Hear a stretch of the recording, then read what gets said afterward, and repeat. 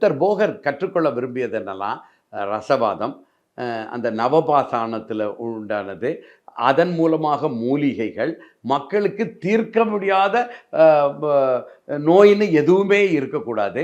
அதே மாரி மரணத்தை வெல்லும், மரணமில்லா பெருவாழ்வு வாழ்வதற்குண்டான வழிமுறைகள். இதில தான் அவரு போகர் வந்து சிறப்பாக செயல்பட்டு கொண்டிருக்கிறார். இதைத்தான் கற்றுக்கொள்ளணும்னு ஆர்வத்தோடு வந்திருக்கிறார்.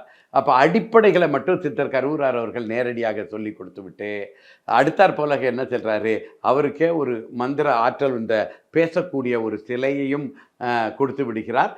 அவரே பக்கத்தில இருக்கிற ஒரு நாவல் மரத்துக்கு எடுத்து கூட்டு போய் அந்த கனிகளை சாப்பிடச் சொல்லி, அவருக்கு இவருடைய சித்தர் போகருடைய உடலையும் பக்குவமுடைய உடலாக மாற்றிக் கொடுத்துவிட்டு, மத்ததெல்லாம் இந்த சிலையிலிருந்தே நீ கற்றுக்கொள் அப்படின்னு சொல்லிட்டு, ஏன்னா பிற்கால சோழ பேரரசை மீண்டும் நிறுவ வேண்டிய மிகப்பெரிய பணி சித்தர் கருவூராருக்கு இருக்கிறது.